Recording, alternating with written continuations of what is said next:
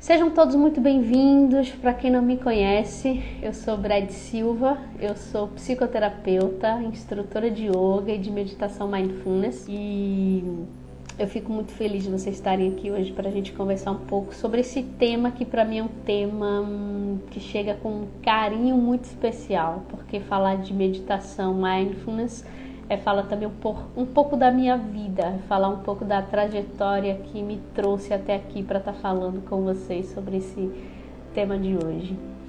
E assim como eu já tive muitas dessas dúvidas, eu acredito que vocês também já tiveram muitas dessas dúvidas. E uma dessas dúvidas é: será que mindfulness é para mim? E eu quero esclarecer essa pergunta hoje. Antes que a gente comece a falar exatamente do que é mindfulness, eu quero explicar o que é isso, né? Mindfulness é um tipo de meditação.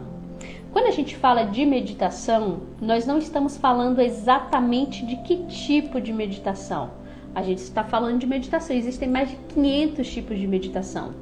Quando eu falo de meditação mindfulness, eu estou direcionando a qual meditação é essa que eu estou querendo falar. O mindfulness ele ficou muito conhecido por sua tradução mais literal, sua tradução de atenção plena. E por que o mindfulness acabou ficando difundido com essa tradução? Porque a intenção real do mindfulness é aproximar qualquer pessoa da prática meditativa. Qualquer pessoa pode praticar mindfulness. E um desses misticismos da meditação é quando a gente pensa em meditação. Você pensou aí agora? Quando você pensa em meditação, você pensa em uma pessoa sentada de olhos fechados, em um ambiente tranquilo, silencioso, então com uma musiquinha muito agradável, uma musiquinha zen. Então, percebe? Vem isso à sua mente? Pode falar a verdade. Quando você pensa em meditação, a primeira coisa que vem à sua mente é o quê? Provavelmente é essa figura sentada aí de pernas cruzadas e meditando por horas e horas e horas. E eu vou te dizer, você também está certo de pensar isso. É totalmente aceitável que seu pensamento seja de meditação relacionado a uma pessoa meditando de pernas cruzadas. No mindfulness, nós também temos essa parte da meditação que é conhecida como a meditação formal. Então, quando a gente pensa em meditação mindfulness, nós pensamos nessa formalidade. De fato, e é preciso e necessário que se disponha-se de um tempo para que a gente possa parar, fechar os olhos, sentar e estar meditando de fato. Que é nesse momento dessa prática de olhos fechados onde a gente começa a se conhecer e se percebendo.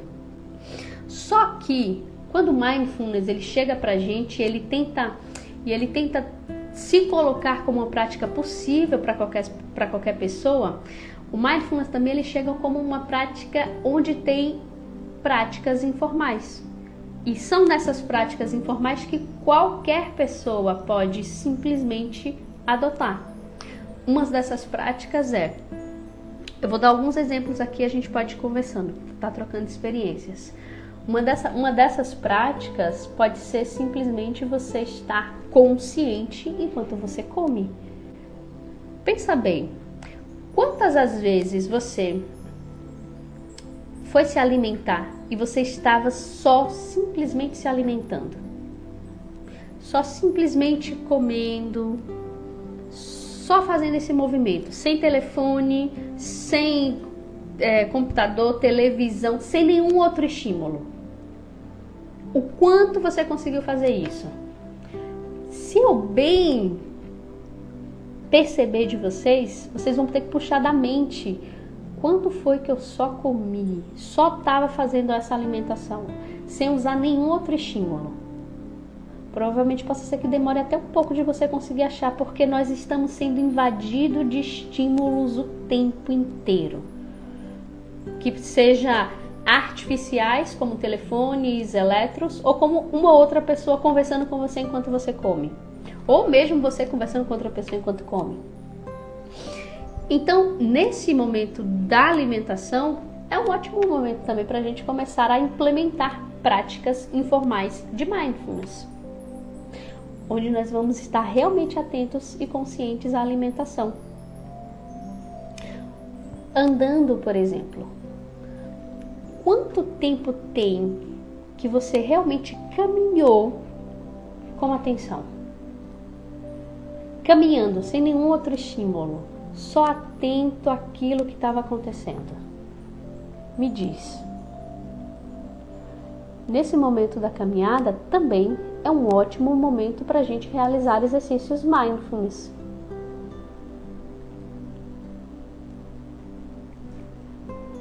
Olha aqui, ó, mandaram a mensagem, ó, falando sobre o treino, ó.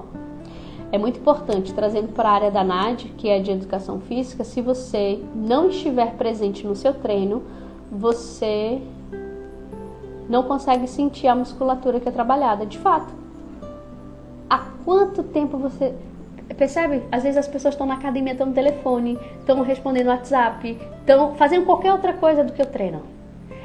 Elas não estão presentes nem no treino, nem propriamente dizendo na atividade que elas estão fazendo ali no telefone. O momento mindfulness não é para tirar você da sua vida e levar você para o Tibete, meditar lá e ficar dias e dias e meses meditando e você se iluminar, não. É trazer a nossa consciência para a realidade, a consciência para o real presente. Sabe por que a gente costuma viver no piloto automático? Nós vivemos imersos no mundo da linguagem. Vamos fazer agora aqui uma trajetória para vocês entenderem em que momento a gente acaba se perdendo dentro do próprio presente e fazendo com que as experiências aconteçam apenas na nossa mente. Se você lembrar de uma criança, se você tem uma criança próxima a você, enfim, mesmo que você não tenha, você tem uma lembrança de uma criança, por exemplo. Geralmente as crianças, quando elas estão aprendendo, quando elas estão conhecendo o mundo, as crianças estão simplesmente abertas para conhecer o mundo. E tá tudo bem. Elas não sabem o nome das coisas. As crianças, elas estão imersas no mundo do descobrimento, no mundo do... Elas não sabem o que as palavras significam. Se você falar mesa, uma criança não sabe exatamente o que significa uma mesa. Ela pode saber até o que é uma mesa e apontar para você o que é uma mesa, mas ela não tem nenhuma relação prévia com mesa. Se você diz cachorro, essa mesma criança, ela vai se relacionar com o cachorro a partir do imaginário dela.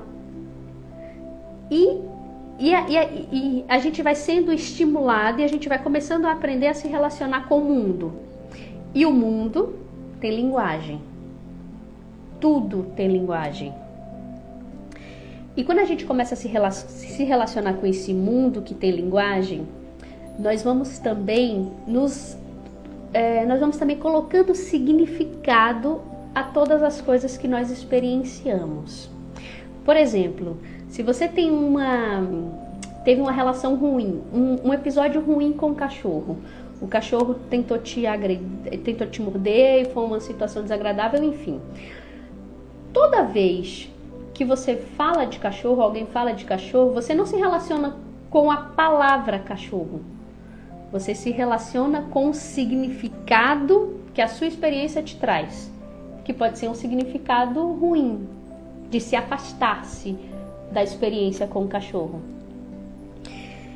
Isso é um exemplo muito pequeno, mas isso vai acontecendo no decorrer da nossa vida adulta o tempo inteiro. A partir de como você teve a experiência com uma determinada coisa, ou você se aproxima ou você se afasta. As crianças, elas não sabem disso. Não tem nenhum significado ainda para elas, elas estão descobrindo. Então, se eu entrego um telefone agora na mão de uma criança de 1 ano, 2 anos, ela vai explorar o telefone enormemente. Ela vai mexer, vai apertar os botões, vai tocar a tecla. Ela vai explorar o equipamento telefone. e tá tudo bem. Mas se eu faço esse mesmo movimento com você agora que está me assistindo, olha, segura aqui esse telefone. Você não vai explorar o telefone. Você vai se questionar por que eu fiz isso. Eu vou falar simplesmente, toma, segura aqui. E esse toma, segura aqui vai te levar a pensar. Então você vai começar a pensar, poxa, por que Brad fez isso? Ela quer que eu faça o quê? É para ficar segurando? É para pegar o número de... O que é que ela quer que eu faça? Percebe que, se você notar agora, nesse mesmo exemplo, as duas pessoas tiveram reações completamente diferentes. Uma, que é a criança, levou a experiência para o lado realmente experiencial, de tocar, de explorar. O adulto, ele nem sempre faz isso. Ele vai levar a experiência para o mental. Por isso que, muitas vezes, nós estamos tanto tempo na nossa mente do que realmente dentro das experiências, do que realmente se ambientando com o que nos cerca. E muitas vezes isso nos faz ser mais exploradores ou também muitas vezes nos faz paralisar. Quando nós temos medo de repente de alguma experiência, nós evitamos a experiência, nós não queremos ter aquela experiência de novo. Então nós paramos, nós não vamos mais, porque nós temos memórias passadas que, por exemplo, foram traumáticas.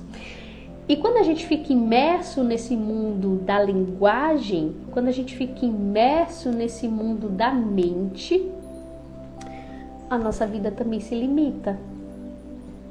Vocês conseguem perceber o quanto nós não estamos presentes sobre tudo? Geralmente nós estamos na nossa mente. Quando eu falei de meditação no início, eu falei, será que surgiu uma imagem de uma pessoa meditando para você?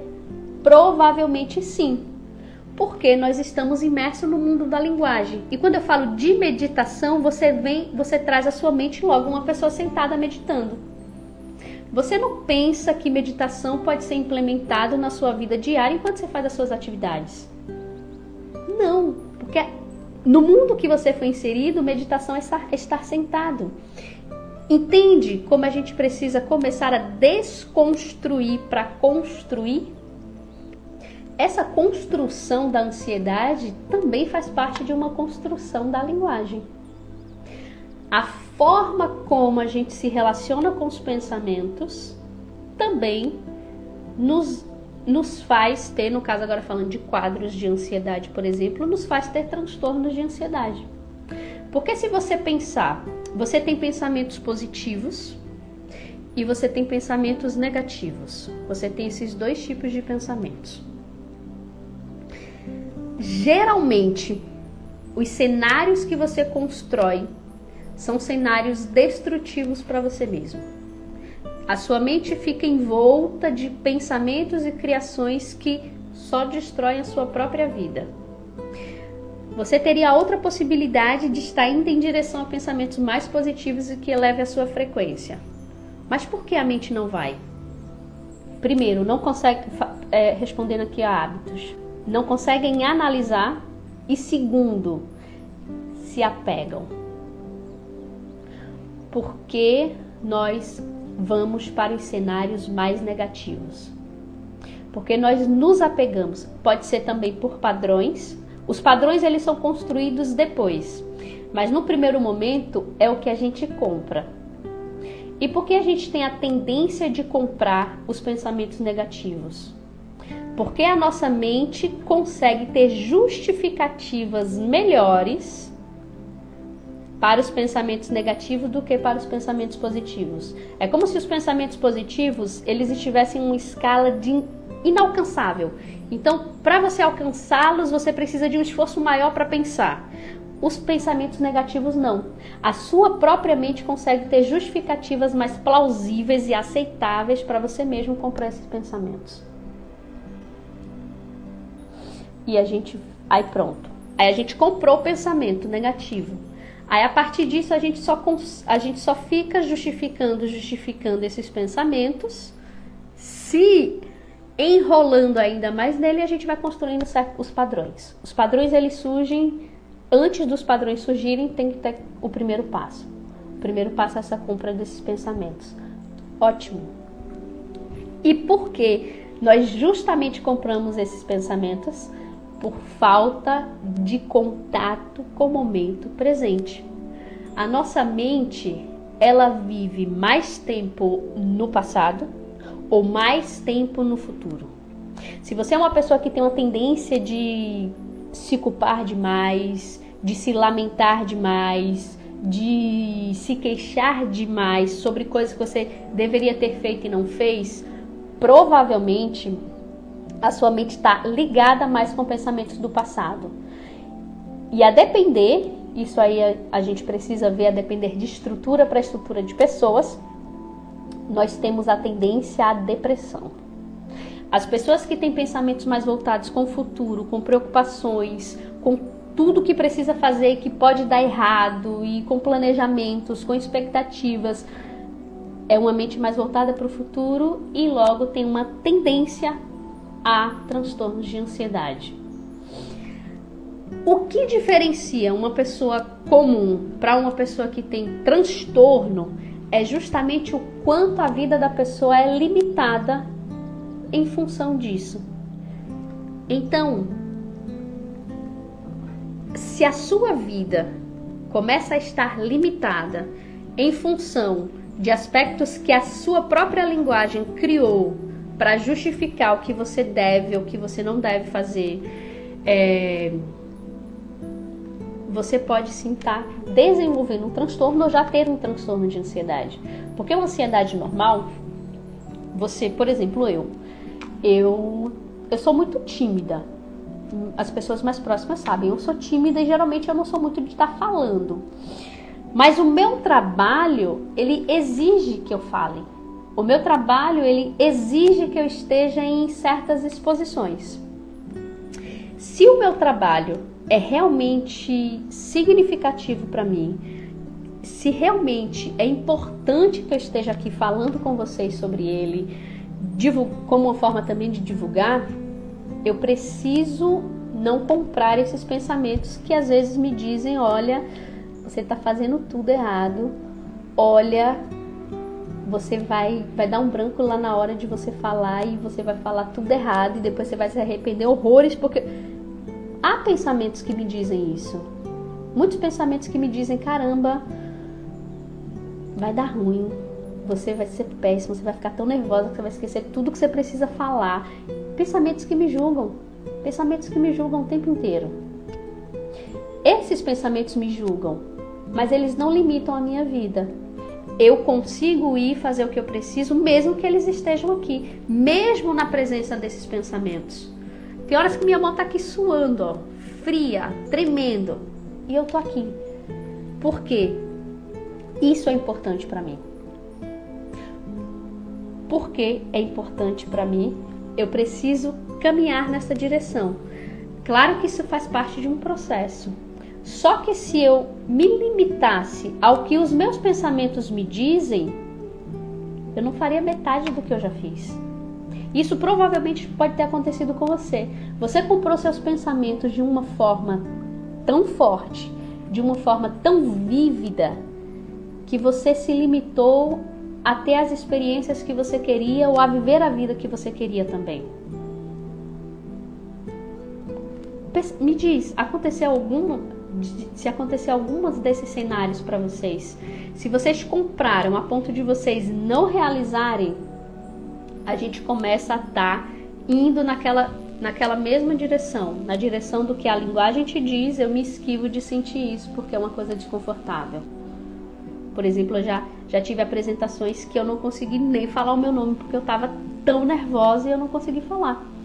E eu poderia muito bem justificar esse evento, todos os outros, olha, eu fui um fiasco, um fracasso total. Isso não é pra mim. Quantas vezes você já disse que uma coisa não era pra você porque você teve uma experiência desagradável? Tudo isso que a gente está falando ainda está dentro desse compasso do que é estar presente. Porque se eu estou presente aqui, fazendo o que eu preciso fazer, eu não dou vazão ao que a minha mente está dizendo. Ela está dizendo, aqui exatamente agora ela está me dizendo muitas coisas. mas eu não estou dando vazão a elas. Porque estar aqui em contato com vocês é muito mais importante do que qualquer justificativa que a minha mente está me dizendo agora. De repente, para parar. Quantas vezes eu já justifiquei, por exemplo, fazer lives? É difícil para mim fazer lives, mas quantas vezes eu já justifiquei dizendo que a minha internet tinha caído, tinha faltado luz, que tinha isso, que tinha aquilo, porque eu não estava dando conta do que a minha mente estava me dizendo. Algumas vezes. Depois não tanto, eu vou do jeito que vou. Mas a gente justifica o tempo inteiro para que a gente comece. Aí a gente vai criando os padrões, né? A gente vai se justificando para realmente justificar que a gente não é bom para fazer aquilo. Mas às vezes não é. A gente é bom para fazer aquilo. Mas é porque a gente comprou os nossos pensamentos de que a gente não vai dar conta e a gente abandona. Várias vezes. Isso acontece. Isso acontece com qualquer pessoa que vocês verem por aí. Pessoas enormes, pessoas de altas performances, por exemplo. Cada pessoa tem as suas lutas internas a serem travadas. E a minha intenção e o meu trabalho é justamente te mostrar, olha, existem lutas internas que a gente vai ganhar, existem lutas internas que a gente vai perder, mas a gente precisa estar no movimento da tentativa o tempo inteiro, porque senão a gente só perde. E a gente vai cair naqueles padrões de negatividade, de que a gente não dá conta, de que a gente é inadequado, de que a gente é um fracasso, de que a gente precisa desistir porque isso não é pra gente, é só pra aquela pessoa específica. E a gente não tá presente. E o fato de não estar presente nos dá margem a estar em qualquer lugar que não é o agora, que não é onde a vida acontece. Onde a vida acontece é onde nós precisamos estar. Onde a vida acontece é onde nós precisamos estar. Viver no piloto automático não é viver. Não é. O quanto você lembra do caminho que você fez para o seu trabalho hoje? Você não lembra. Porque você está tão automatizado dentro da própria vida que você não tem consciência. Se eu te perguntar, o que você tomou de café da manhã hoje? O que é que você almoçou hoje? Quando você acordou, você sabe qual dos pés você tocou primeiro o chão? A gente não sabe. Porque a gente está sempre numa luta interna e constante, vivendo no automatismo o tempo inteiro. A meditação mindfulness é justamente uma prática para nos trazer mais consciência enquanto a nossa vida acontece. Enquanto a vida acontece na vida real. Por exemplo, você entra em um estado realmente de mindfulness, conversando com outras pessoas, trazendo atenção para a sua experiência. Eu quero que você pense agora, quando você está discutindo com alguém, geralmente, quando a gente está discutindo e a gente está no piloto automático, temos a tendência a ferir as pessoas. A nossa tendência é acusar o outro. A nossa tendência é colocar o outro na lona, sabe? Esse ditado, né, que falam. É tipo, deixar o outro na lona mesmo. Porque nós estamos no automatismo. E a nossa intenção maior é sempre bater, acusar. Isso é um padrão de uma pessoa que vive um piloto automático. Tudo bem. Quando a gente tem essa mesma discussão com uma pessoa, estando em uma experiência mais presente, estando numa experiência mais atento, nós não temos vontade e necessidade de ferir o outro. Porque nós estamos atentos àquela experiência. E de repente você pode dizer, olha, isso que você me falou agora me fez sentir tristeza, me fez sentir raiva, me fez sentir sensações diferentes. Você se abre para uma experiência que é completamente diferente de estar no piloto automático. Conseguem entender como estar presente é absurdamente favorável somente para você. Imagina só. Imagina só. Aqui a Mista está dizendo, né, que foi feita uma pesquisa que só vivemos 6 horas de vida no ano. O resto é no piloto automático. Percebe o quanto nós não temos consciência da nossa própria vida? Nós temos quase 70 mil pensamentos diários.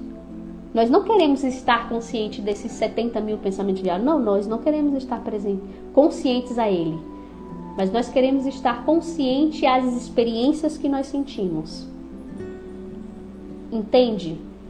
Por exemplo, eu hoje fiz uma postagem até que eu estava lavando os pratos enquanto eu estava em um estado de mindfulness. Não é nada especial. Não é nada que eu precise parar tudo, agora eu vou lavar os pratos e estar completamente atenta, meditar. Não, não é isso. É você simplesmente começar a eliminar as distrações. Elimina ao máximo as suas distrações e começa a focar naquela experiência. Eu vou fazer um exercício com vocês agora, mas eu lembrei aqui de um para vocês fazerem amanhã ou ainda hoje. Tomar banho. Tomar banho é uma ótima experiência. Quando você for tomar banho, hoje ou amanhã, eu quero que você perceba o tocar da água no seu corpo. Qual é a sensação daquela água que escorre em você? A sensação de você passar sabonete. A sensação de você perceber o corpo se movimentando enquanto você precisa ir se acolhendo e fazendo movimentos para que o seu banho aconteça. E você não precisa, agora eu vou fazer. Não! A experiência ela acontece enquanto você faz. Você não precisa, não, agora eu estou passando aqui no meu braço, antebraço. Não! É você sentir. Sempre que a gente sente, isso é importante. Sempre que você sente, você está no presente. Possa ser que essa sensação ela não seja produzida por uma consequência do presente. Pode ser uma consequência da sua mente. Às vezes você sente ansiedade, fobias, por uma criação mental, não exatamente por uma criação real. Mas sempre que você sente, você está no presente. Por mais que você esteja entrando em uma crise de ansiedade, caramba, estou entrando em uma crise de ansiedade agora, eu não sei o que fazer. A sensação é real, a sensação é presente. O que trouxe a sensação pode não ser a experiência do momento presente, pode ser uma criação mental real sua. Mas quando você sente, você está presente. Às vezes você pode sentir um corte, você pode se cortar. Cortou em algum lugar, você não viu, não percebeu, passou despercebido. Depois, quando você vê e você sente, aquela experiência é presente, aquela experiência é do agora. Então, a nossa intenção é estar sentindo, é sentir o corpo. Porque a gente fala muito de respiração. Poderia ser qualquer outra coisa, mas às vezes a gente não tem disponível. A respiração a gente tem disponível o tempo inteiro. Então, uma forma de se tornar mais consciente é respirando mais profundo. Volta para o presente. É como se a gente estivesse conectado a diversas tomadas, o tempo inteiro, diversas tomadas, e do nada a gente não. Eu quero ficar só em uma. E a gente volta. Percebe? São os estímulos exteriores que nos fazem estar nesse piloto automático. Conexões, muitas conexões, conversas, isso e aquilo, tem que resolver muitas coisas. Tá tudo bem. Mas quando a gente volta para a experiência real que acontece agora, é como se a gente voltasse só para uma tomada. Volto para uma tomada, daqui a pouco eu estou em várias, mas volta. E esse é um trabalho constante. O que é ansiedade? Ansiedade nada mais é do que perda total e completa do presente. Pessoas ansiosas vivem na própria mente. Pessoas ansiosas, elas não vivem a realidade que está sendo apresentada. Não vivem. elas vivem na própria mente. E o que é que a gente precisa fazer para começar a tirar a pessoa dessa mente incessante que não para? Convidá-las a estar presente. Convidá-las a estar onde a vida está acontecendo.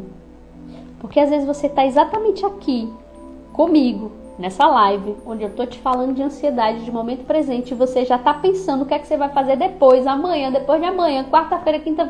Você já tem toda a sua programação da semana. Eu não estou dizendo para você não ter a programação da semana. Tenha a programação da semana, mas viva também esse instante que você está. Esse instante é o instante que mais nos importa. Já tentei fazer isso por um tempo e depois parei. Eu quero aproveitar que vocês também estão interagindo aqui bem bacana comigo e dizer que essa semana eu quero falar inteiramente de mindfulness e de todos esses processos que fazem com que essa terapêutica seja tão importante. Hoje um desses temas é o momento presente. Amanhã a gente vai falar sobre eu observador. É um tema também muito bacana de como é você se auto-observar o tempo inteiro enquanto a vida está acontecendo, você como um observador fora. Mas eu quero também convidá-los a conhecer a minha comunidade de meditação, que é um trabalho que eu estou começando a desenvolver com um grupo.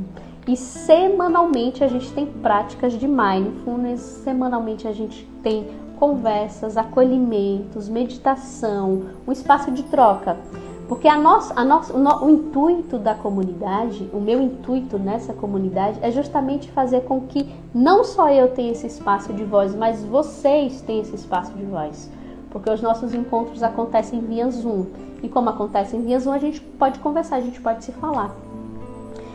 E hoje a comunidade, para você acessar hoje, depois que acabar a live, se você já quiser acessar, você já pode. E você já tem incluso um conteúdo que é o método presente. Que é um método onde eu te digo, olha, você precisa começar a entender o seu comportamento. Por que entender o comportamento é importante? Porque não tem como a gente mudar o que a gente não sabe. Então a gente cria consciência desse comportamento. Então você tem acesso ao método presente, onde eu te dou ferramentas para você entender isso e começar a implementar na sua vida. E além do curso, você tem a comunidade, onde a gente está meditando semanalmente juntos ao vivo. Toda segunda-feira às 20h30 da noite a gente está meditando. Hoje a galera da comunidade está até aqui, porque a gente não está no nosso grupo. E você tem todo esse acesso do curso do Método Presente, o curso da comunidade, você tem bônus também, você tem módulo de yoga, módulo de respiração, módulo de meditação, tudo por um preço anual, é um pagamento único. Então aproveita, essa semana vai ser massa e a gente vai estar aqui tirando exatamente todas as dúvidas, acessando esse conteúdo de mindfulness. Vamos lá. Se tiverem dúvidas sobre isso, me falem. O Hábito está dizendo aqui que é o que ele precisa, que bacana. Por que não consigo continuar? Boa! Por quê? A gente inicia certos movimentos e a gente não consegue continuar. Primeiro, falta de pertencimento. Quando a gente não pertence a um lugar de mudança, tipo, eu quero, por exemplo, eu quero participar eu quero meditar, eu quero começar a meditar. Tá bom, quero começar a aplicar o mindfulness na minha vida. Ótimo! Por que a gente não consegue dar conta de aplicar isso sozinho? Porque às vezes as pessoas que estão ao nosso redor são pessoas que não praticam isso. Então, pelo fato das pessoas não praticarem, a gente começa a ir caindo no esquecimento da própria prática. Então, a gente começa a implementar uma prática informal aqui, outra prática informal aqui. Aí daqui uns dias, não, eu faço amanhã, eu faço depois. Aí você já vai... A sua rotina começa a ir te engolindo, porque a rotina às vezes faz isso. E a gente vai se esquecendo. A gente vai esquecendo e a gente para. Para simplesmente porque a gente não tem o apoio de outras pessoas. E quando a gente tem o apoio de outras pessoas, por isso as comunidades elas chegam de uma forma tão positiva, a gente dá continuidade. Porque pensa bem, se nessa segunda a gente teve um exercício de fazer alguma coisa, você vai passar a semana em função desse exercício para na semana que vem você compartilhar com o seu grupo. Porque aquele grupo, aquela egrégora valoriza esse tipo de comportamento. Por isso que a gente está próximo de pessoas que fazem aqueles movimentos que a gente deseja, é tão importante para a gente manter.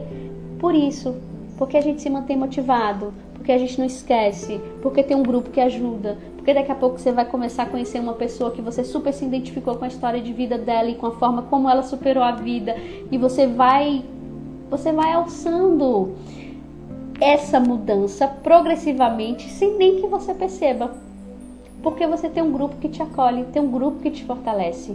Por isso que às vezes manter certas mudanças em certos meios é tão difícil, porque a gente não tem a ajuda do outro, a gente não tem o incentivo do outro.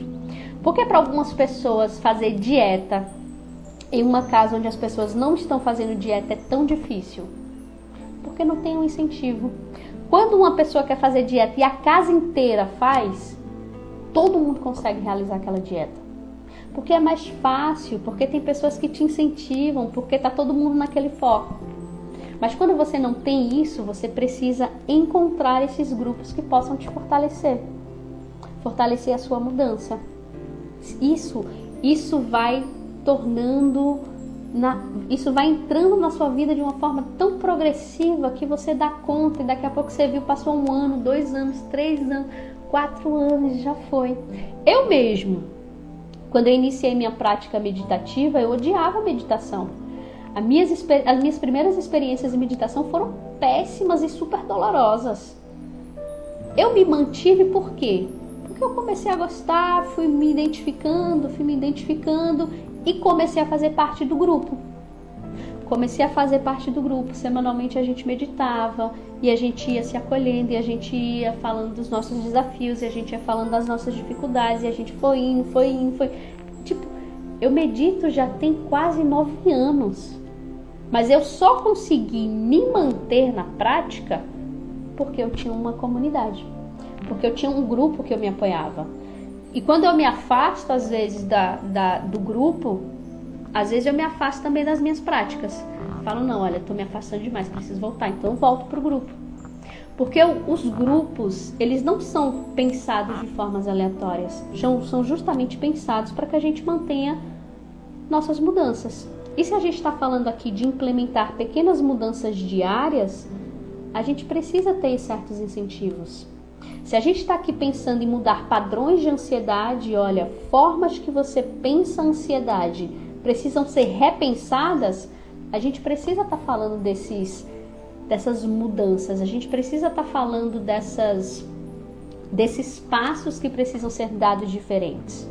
Por exemplo, no Método Presente eu te dou vários exemplos de mudança de comportamentos ansiosos que acontecem e do que você pode fazer.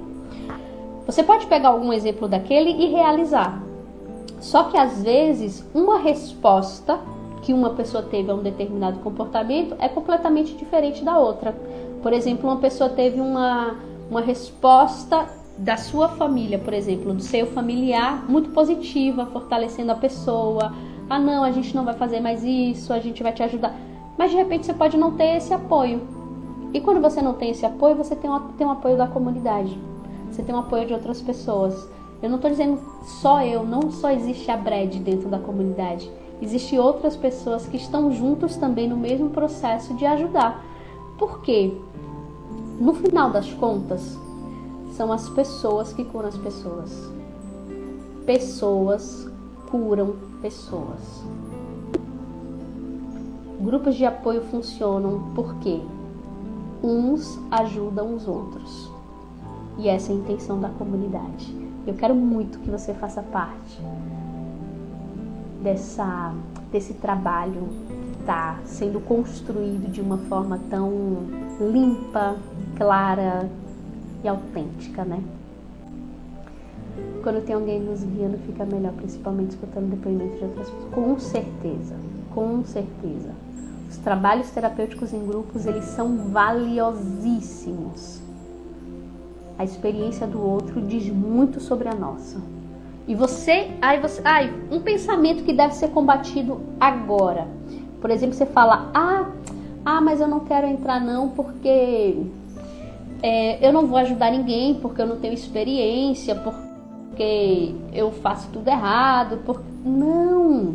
Às vezes essa sua experiência que você julga que foi uma experiência errada, que você julga que foi uma experiência inválida, pode ser exatamente a experiência que o outro precisa ouvir.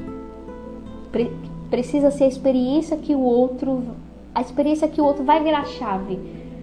E você está dizendo, não, minha experiência não serve de nada, não ajuda ninguém. Não, às vezes as nossas histórias mais profundas, as nossas histórias mais difíceis e que a gente menos deu conta, pode ser aquele relato que vai ajudar aquela outra pessoa. Vai ser aquele relato que vai adentrar tão profundo na experiência do outro que vai ajudar ele a mudar também.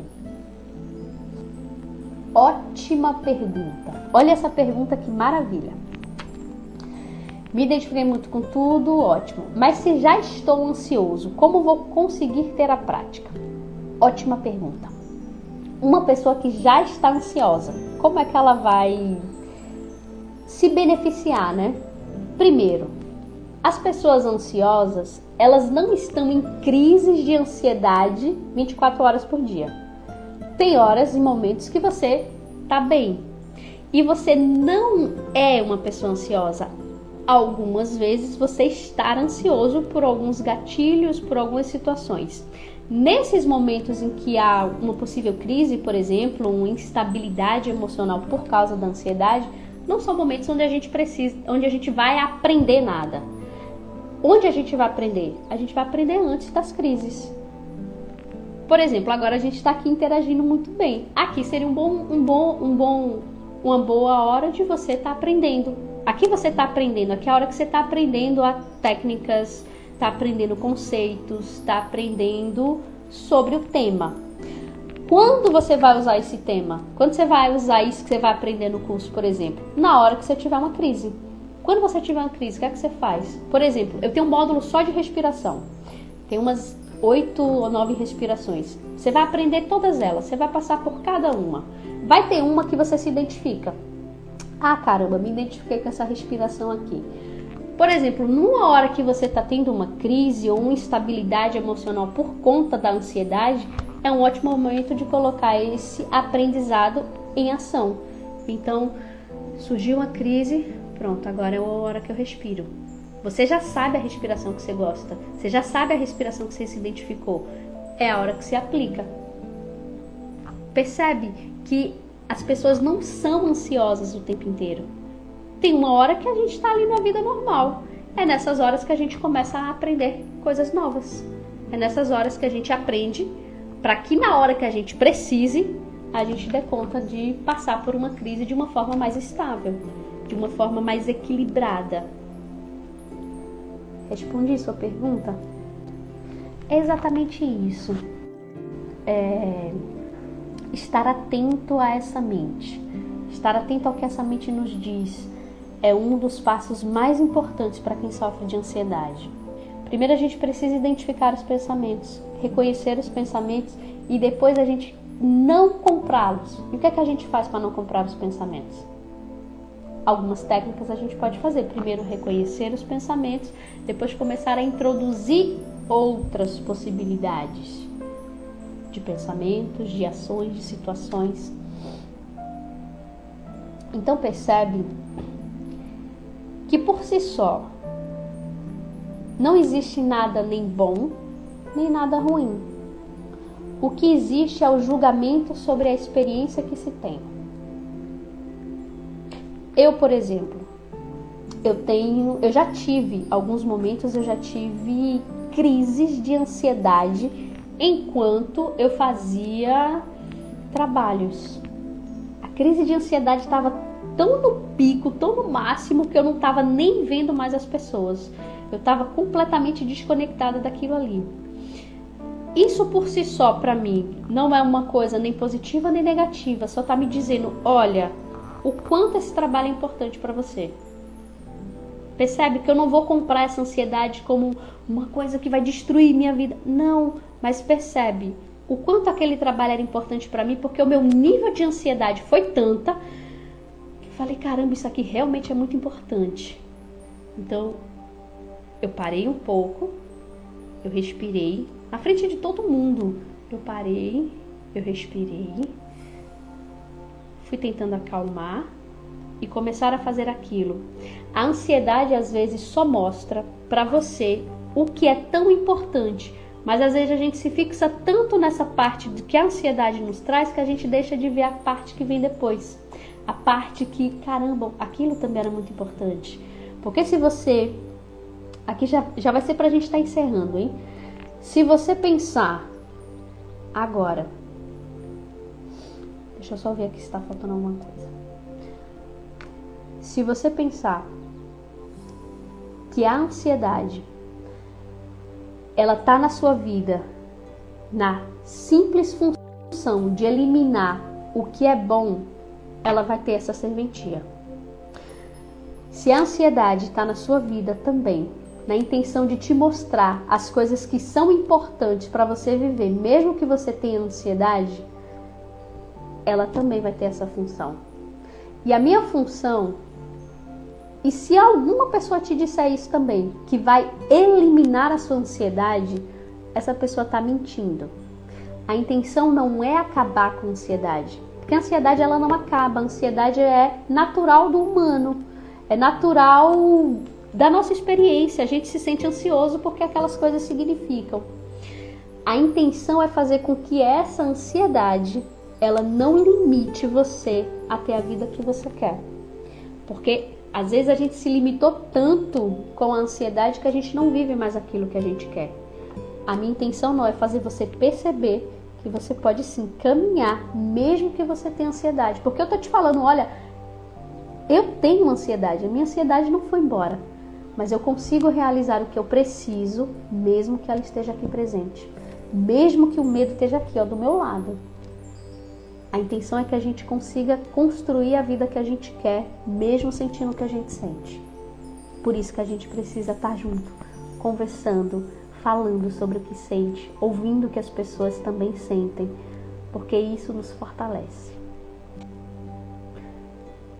Nossa vida pode ser transformada à medida que a gente se conecta com o presente.